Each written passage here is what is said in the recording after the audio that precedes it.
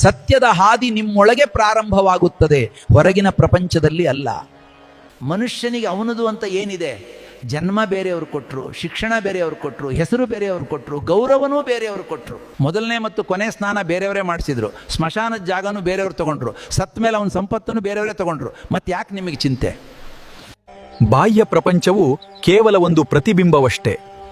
ಗೀತೆಯಲ್ಲಿ ಹೀಗೆ ಬರೆಯಲಾಗಿದೆ: ಮನೆ ಎಷ್ಟೇ ಸ್ವಚ್ಛವಾಗಿದ್ದರೂ ಧೂಳು ಸಂಗ್ರಹವಾಗುತ್ತದೆ, ಮತ್ತು ಒಬ್ಬ ವ್ಯಕ್ತಿ ಎಷ್ಟೇ ಒಳ್ಳೆಯವರಾಗಿದ್ದರೂ ತಪ್ಪುಗಳು ಸಂಭವಿಸುತ್ತವೆ. ಆದ್ದರಿಂದ ಎಲ್ಲರನ್ನೂ ಸಮಾನವಾಗಿ ನೋಡಿ.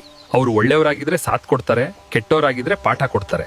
ಜೀವನಕ್ಕೆ ಒಳ್ಳೆದು ಕೆಟ್ಟದು ಎರಡೂ ಮುಖ್ಯ ಆಗತ್ತೆ. ಬಾಹ್ಯ ಪ್ರಪಂಚವು ಕೇವಲ ಒಂದು ಪ್ರತಿಬಿಂಬವಷ್ಟೇ.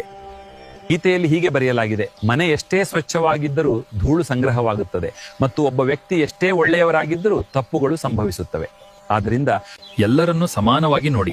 ಅವರು ಒಳ್ಳೆಯವರಾಗಿದ್ರೆ ಸಾಥ್ ಕೊಡ್ತಾರೆ, ಕೆಟ್ಟವರಾಗಿದ್ರೆ ಪಾಠ ಕೊಡ್ತಾರೆ.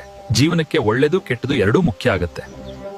ಸಮುದ್ರದಲ್ಲಿ ಎಷ್ಟೇ ಸಕ್ಕರೆ ಹಾಕಿದ್ರೂ ಅದು ಯಾವಾಗಲೂ ಸಿಹಿ ಆಗಕ್ಕೆ ಸಾಧ್ಯ ಇಲ್ಲ.